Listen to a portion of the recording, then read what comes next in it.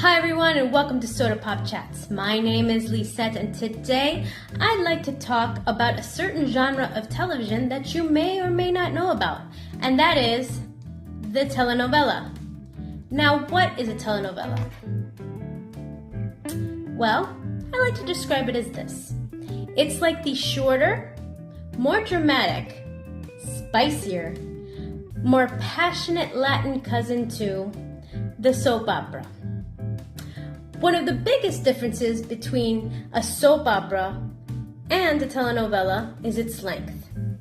An American soap opera can go on for years, maybe even decades. There are some that are still on the air, including Days of Our Lives, Young and the Restless, General Hospital, and Bold and the Beautiful.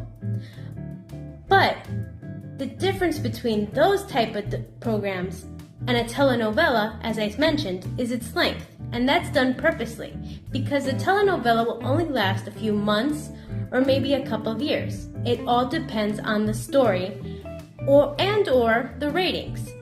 Either way, a telenovela will always have three things: a beginning, a middle, and an end. Another difference between a soap opera and a telenovela is how the story is told and the characters within those stories.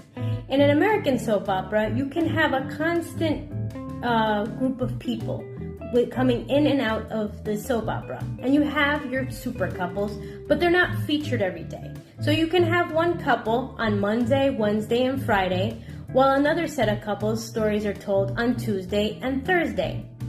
But a telenovela tends to focus on its main characters every single day, especially if it's a story that has a protagonist, like a heroine, or her leading man, who's known as a galán. And of course, the ever so famous rival, that villain, the one who's keeping them apart, the one who's causing problems to either both or one of these leading characters. But they are shown every single day. Yes, you have your supporting characters who will be featured throughout the duration of the novella, but the story is mainly on these main characters and how they're going to develop and grow and overcome all these challenges.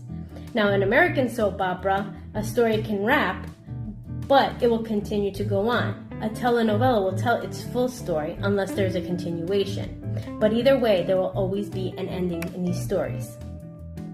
Another interesting thing about characters in telenovelas, sometimes the main character can be an anti-hero.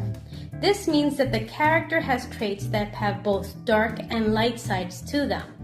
There are cases where these anti-heroes can learn to change and become the heroes we want them to be.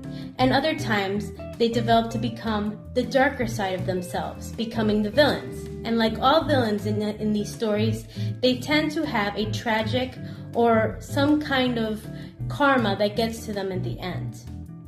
Although telenovelas are known for those hot and steamy love scenes and infamous catfights, there's so much more to them. In fact, there is a subgenre of categories that cater to almost anyone. So, besides your classic love story, you can also find historical period dramas, comedies mixed with drama, your revenge drama, your ugly duckling story, and the ever so popular rags to riches story. But they also have special telenovelas that cater to children, tweens, and teens, and these are usually filled with more comedy and music. Honestly, I could go on and on about this subject, but I think I covered most of the basics in this video. If I missed something, please let me know in the comments below. And if so, maybe I'll do a follow-up video where I talk about what my favorite telenovelas are, as well as actors and writers. In the meantime, I want to hear from you. What is your favorite telenovela? Again, let me know in the comments below. Now, if you've never watched a telenovela or want to rewatch one of your old favorites, there's plenty of options out there. Besides basic TV, there are cable channels that have 24/7 dedicated telenovela content on them, as well as plenty of streaming apps out there, including ViX, which has a massive catalog of different telenovelas from different countries, different genres, and different decades, and most of them are free. If you have to pay for them, just look for a little diamond on there, and that's for their premium service. Now, there's also other streaming apps that have content as well, including Peacock, Netflix, Prime, Pluto TV, and I'm sure there are other ones out there. So if I'm missing any, again, let me know in the comments.